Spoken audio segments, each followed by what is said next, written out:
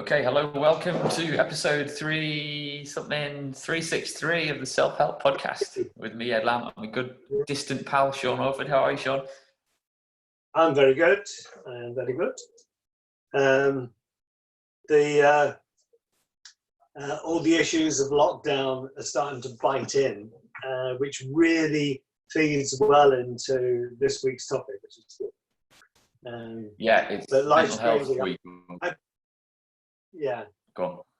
Yeah, and I'm just saying, I went to a funeral yesterday, so I'll shout out for John Bell, who we put to rest yesterday. He was a lovely guy, health and safety manager from the big American corps that I cover. But funerals at the moment are so strange. It is so odd because you can't actually do anything or be with people.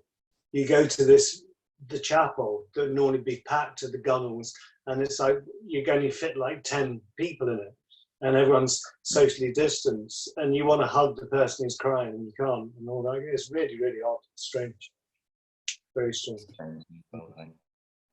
Yeah, well, we're talking about it's Mental Health Awareness Week in the UK, and the theme this year is kindness, which is a good one to talk about because we have discussed kindness in the past. But it's always worth refreshing this thing because kindness, I think, is one of the key kind of tenets and the key things we need to be good at in order to live a decent, happy life. Would you say, Sean? Yeah. I think to me, it's the glue that holds society together. When we lose the glue, we lose the kindness, society falls apart. I think that's global, not just local. Okay. We'll come on to that soon. liveinthepresent.co.uk, all the show notes and links, and Sean's got a blog post ready to go, but it'll be on the website as well. Get in touch if there's anything you'd like us to discuss. And in fact, we have had a couple of emails recently.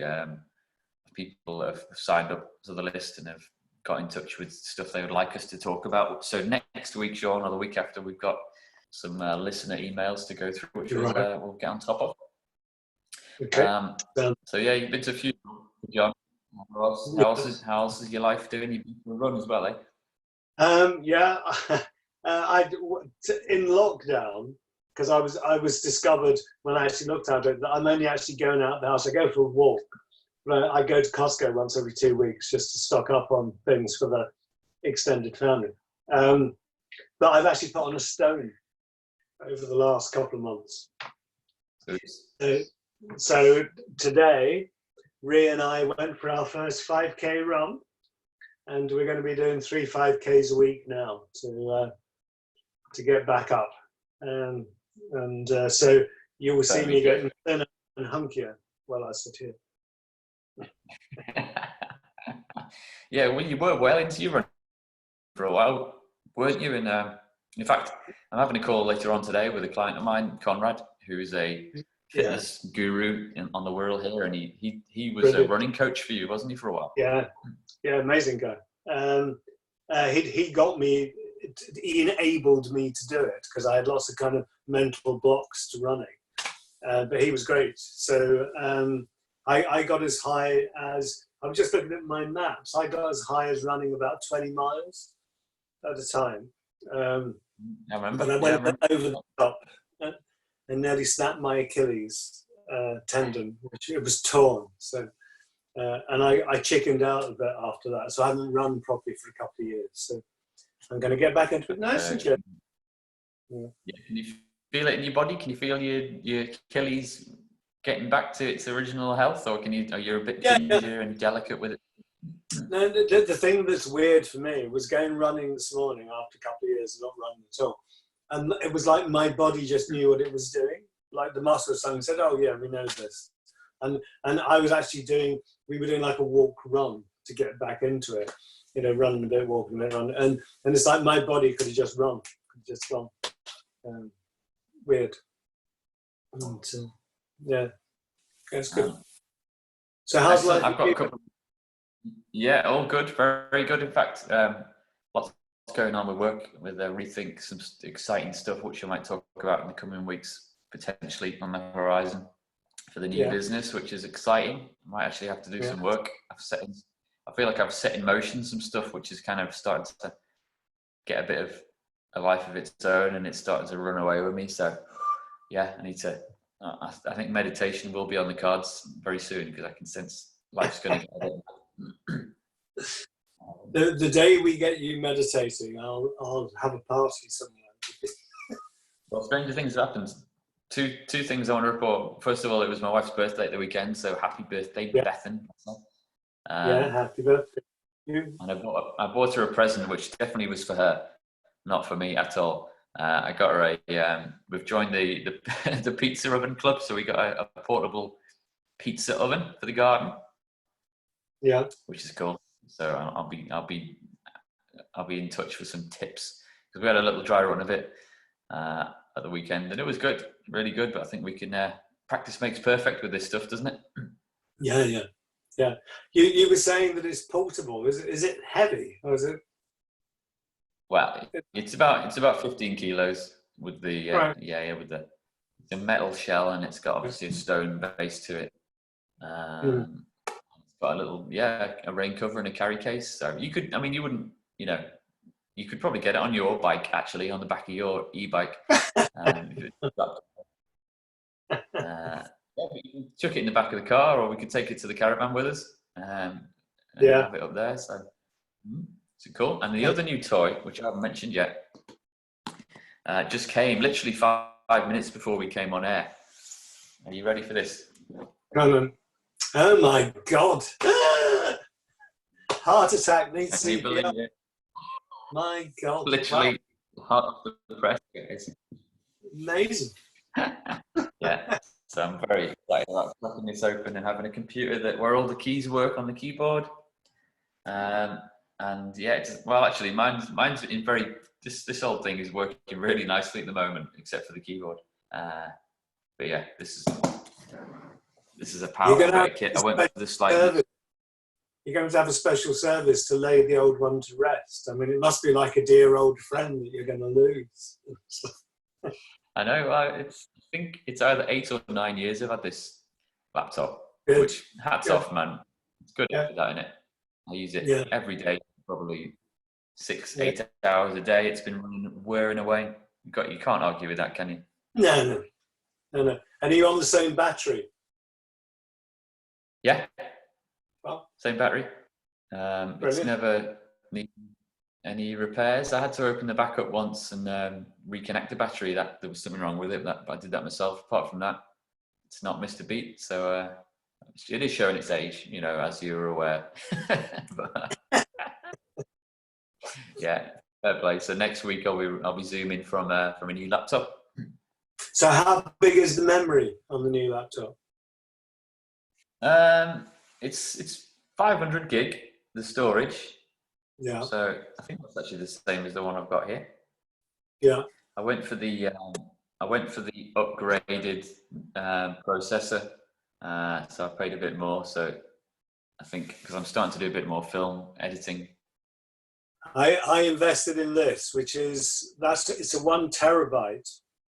Yeah. But I can use it on the iPads or on the Mac or a PC. So, which is really good because with the new connections on the iPads, so to have that like a terabyte of memory connected to the iPad is amazing. What you can do with that, it's really good. Yeah, that's worth getting. Yeah, I bought a dongle as well, USB-C and all that, so I can connect stuff to it. Anyway, let's not talk too much about Ed's laptop, as exciting as it is, because we're talking about kindness this week. I think it's an act of kindness for you to buy a new laptop. It's an act of kindness to me. It's an act of kindness to all our listeners as well, and everyone that reads the website. But yeah, I'm assuming last year we will have talked about Mental Health Awareness Week. I know that there is a website that I'll link to. Action for Happiness are doing some stuff as well.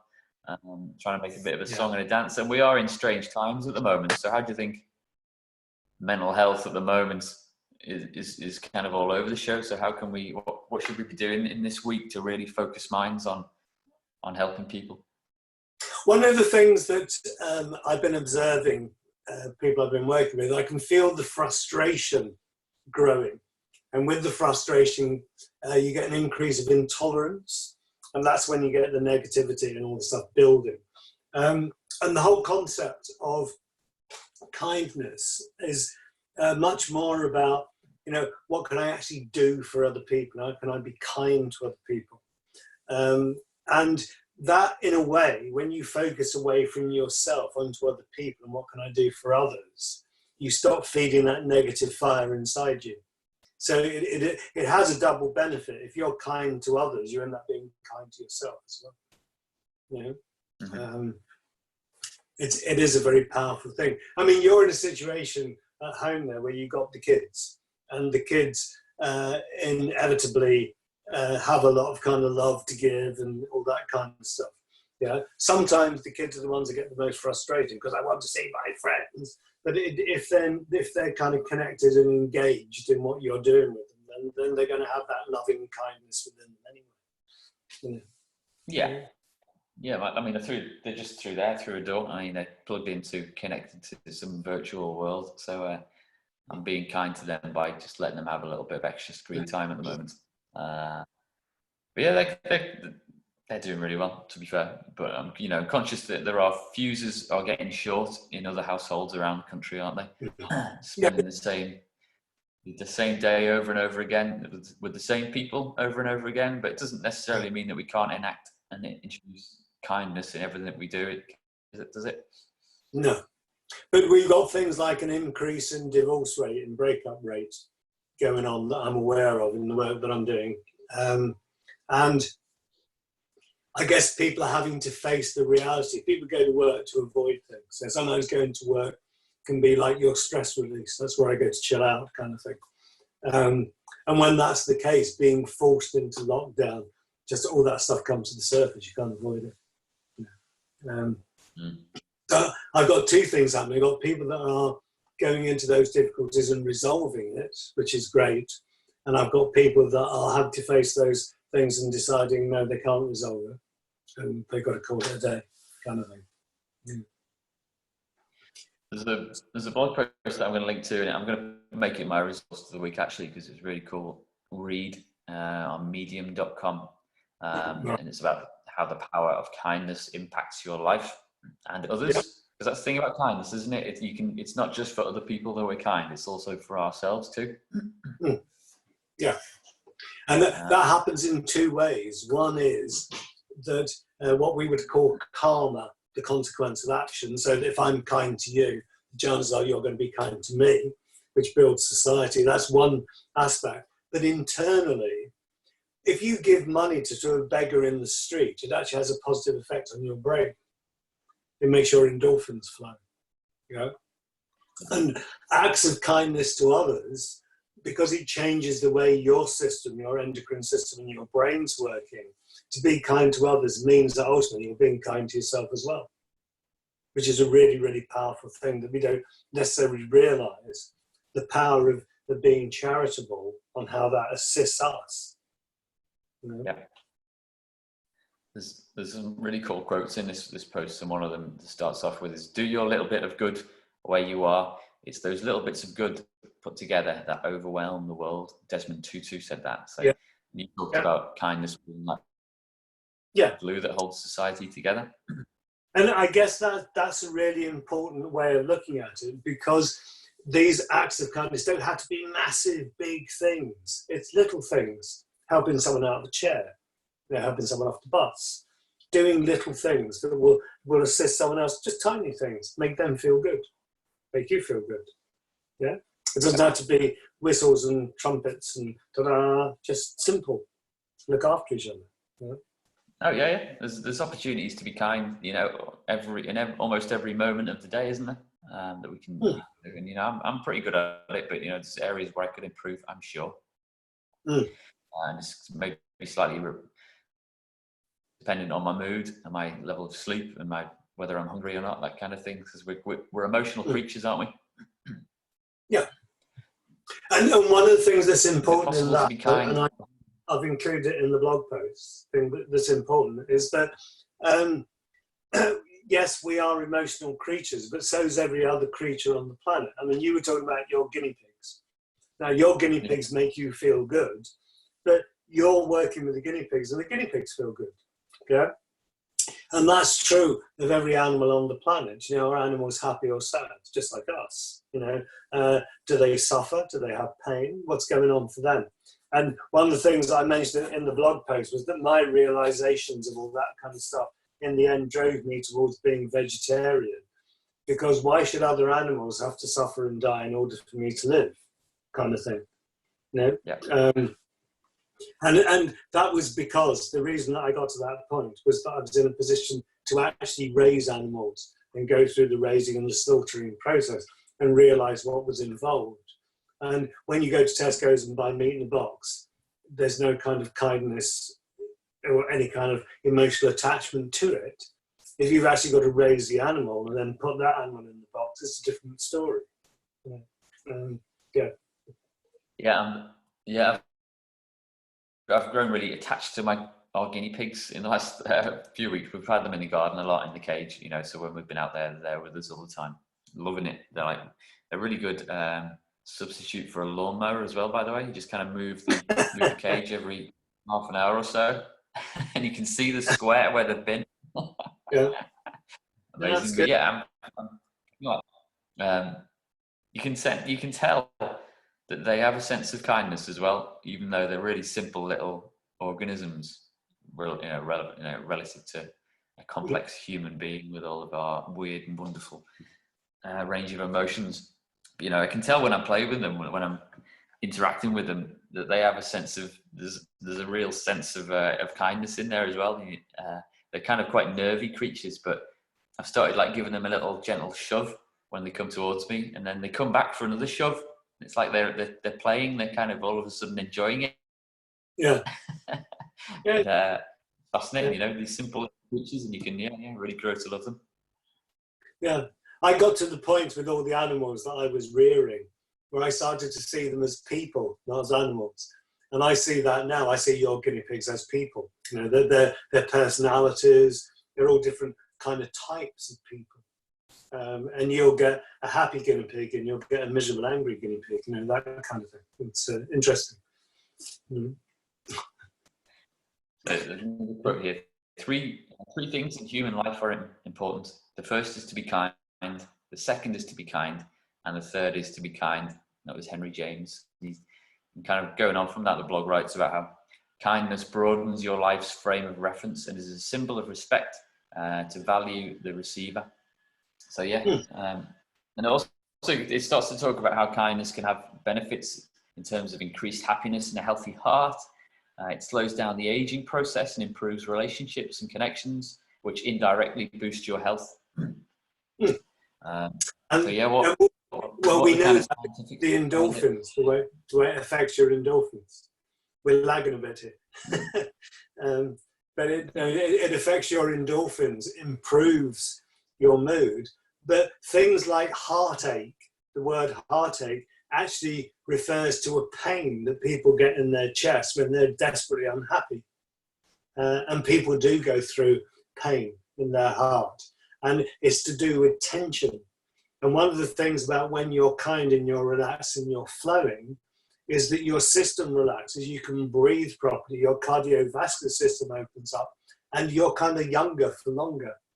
And kinder people tend to live longer than miserable, nasty people who tend to get into illness situations because of the tension in their system. You know, you can see it developing in people. Not good. Yeah, I'm thinking of that passage from the Twits, Roald Dahl, and the illustration that accompanies it, where it's talking about how you can, Mrs. Twit, you can see how the kind of lack of kindness, you can see it in her face. It's, you know, it's the shape of her body. It's impacted her over the years. But I think, I can't remember the exact quote. It also talks about it's not the shape of your face. It's just kind of, you can see kindness on someone's face when you meet them. You can see the kind of, I think he talks about sunbeams coming out of their face. You can just tell from certain people when you meet them that they're a good egg. Oh no, can't you? Yeah, yeah. A lot of that is in the eyes. If the eyes are open, people are much more open and free flowing. When people get mean, the eyes get tight. Yeah. Yeah, yeah. So Yeah.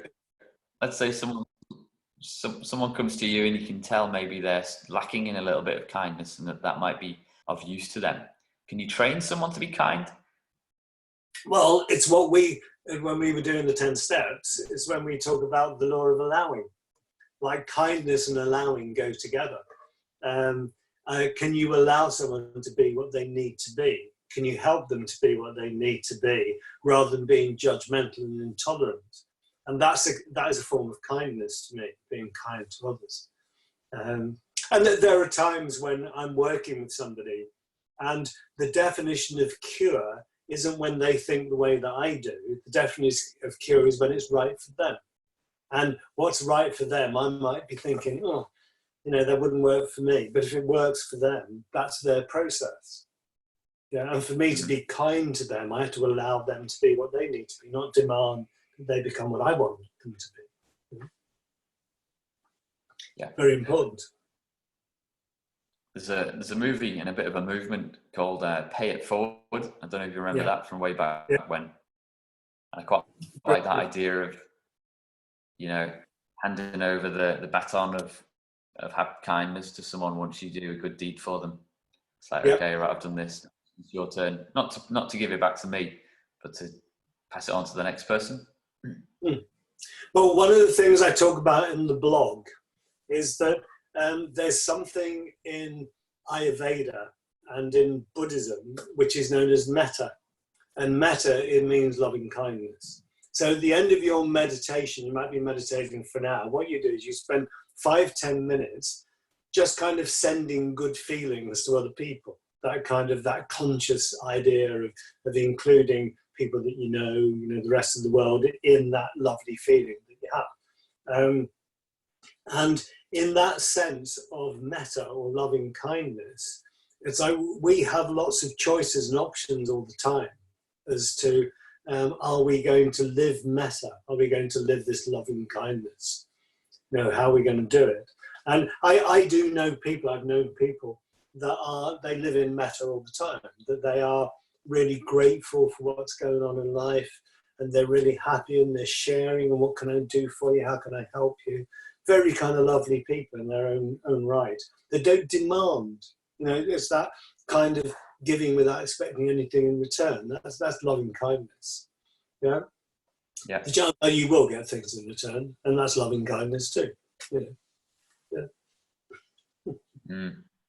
Yeah, fascinating stuff. I mean, I like to think that kindness is kind of quite instinctive for me, but I'm not sure where that came from or how it developed in my psyche or in yours, where it comes from. But do you think it's kind of generally instinctive in most people? I know. I think that one of the things that Freud said, essentially, was that people are basically bad. You need to use the control mechanism to keep the badness in.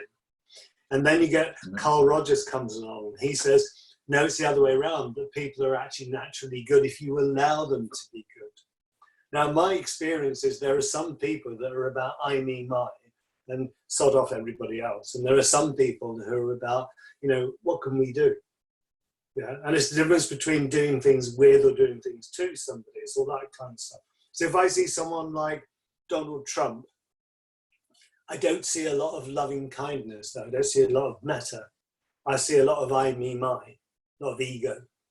Yeah, and that doesn't mean to say that he can't do it or he couldn't be it, but it's not at the front. His issue isn't about how can we look after the rest of the world. His issue is about how can we bring the drawbridge up to stop the rest of the world interfering with us. Yeah. And in a world that was full of real kind of metta and loving kindness, we would all be looking after each other. There would be no starving. There's enough food for everybody. There would be no poor. There's enough money for everybody. There'd be no people that didn't have houses or water. There's enough stuff for everybody on the planet, but we're not good at sharing it because we don't get into loving kindness. And that's what this week is about. It's about kindness for others. What can I do for others? But included in that, and this is really, really important, is being kind to yourself. You know? What do you do to look after you? What do you do to look after you, Edward?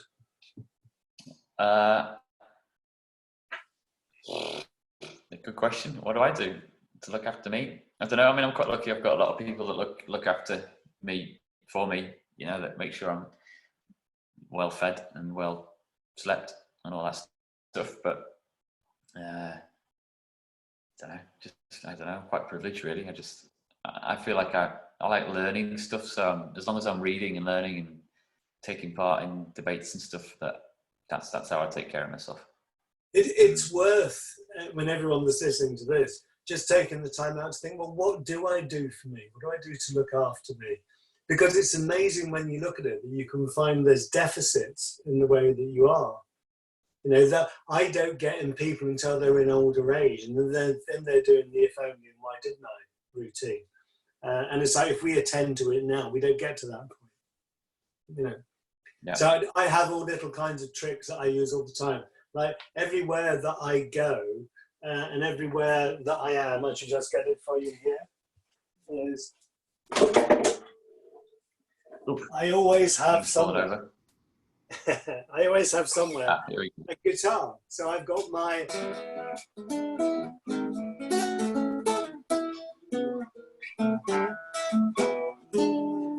So I always have a guitar. I've got a little travel guitar I take away, because to me, playing music really kind of chills me out. And if I've just been doing sessions and I'm like that, because it's been really tense, I'll just come down and play the blues. You know, just let it go. Yeah, and it's those kind of simple things. Like, what do I need to make sure I'm okay? So for some people, that might be going down a cup of coffee. Some people need to go walk around the block. You know, but what am I doing to look after me? And hopefully that's not drinking Prosecco and eating chocolate, but, you know, although you can eat Prosecco, drink chocolate. But it's having ways.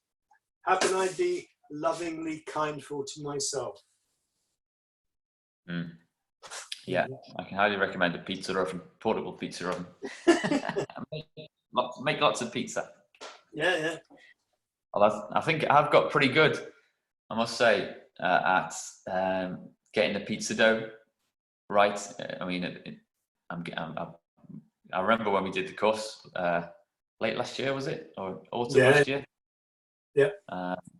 It's really interesting, like that in a pizza recipe, the one that we got given there, which I use, it's 180 milliliters of water is the recommended, but it's really important, I find, that you don't put it all in.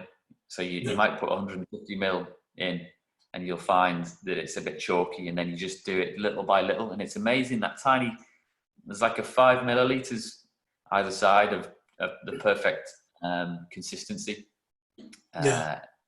Finding that balance is really, I find that very satisfying.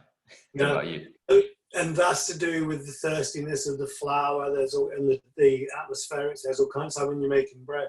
I was making hummus yesterday, and I had the standard hummus with the chickpeas, and then I was experimenting, making hummus with some beans and hummus with some carrots, different kinds of dips. And I used the same recipe that I would use for the standard chickpeas. And I was wrong. I should have done what you did, because I put too much fluid in the beans and it was too sloppy. It wasn't thick enough, and I should have just felt it as it went along. Yeah. Really important, that. Good lesson. All right, so what's your resource then, Sean? If you go to the Palus site, I put the link up. Palus.com is the mindfulness site, where there's a completely free 8-session mindfulness course on, which is absolutely brilliant. And that's an act of kindness. It's put it up there for free. I put the link into the week, which is about the loving kindness meditation. So loving kindness is either something that happens at the end of an ordinary meditation, or it can be a meditation in itself. So this is the big one. But also, if you do follow that link and have a look at that meditation, look at the whole site, because there's loads of stuff on it. It's great. Brilliant. All right, and I'm going to link back to that medium.com article on kindness that I've just found, and it's very worthwhile. And I might look up who wrote it actually, and see if we can look at some of his other stuff, because it was a good read. Yeah. Okay, sure. Next week we'll be back for more, and I'll be on a new laptop hopefully. I wonder if the camera up here will be any different. Should be better quality, shouldn't it? We'll be able to see. I don't think it's that good. I mean, I bought this laptop, and then before all the reviews started coming out on YouTube, so thankfully the reviews were all very, very positive. But they do they do mention that, you know, it's frustrating that camera technology for laptops hasn't gone much, especially now that everyone all of a sudden is zooming like mad and Skyping like mad. Yeah, I've just updated my iPhone because it's got a better camera on it for doing some stuff online, actually using the camera on that. So that's a 4K camera at 60 frames. Yeah, the cameras on phones are unbelievable now. So you wonder why they can't just swap that in. Cost, I would assume. But I did see someone who'd managed to figure out how to use their SLR camera, digital, for as a webcam. So there's a little hack you can do, which I might investigate. Get beautiful depth of field behind all that stuff. Yeah, brilliant. Right, Sean, you have a good week. We'll catch up with everyone in a week's time, hey. And if you get any pizzas on the go, let me know, eh? Yeah. Enjoy your pizza oven. You take care, Sean. And you take care. Bye now. Bye. Bye.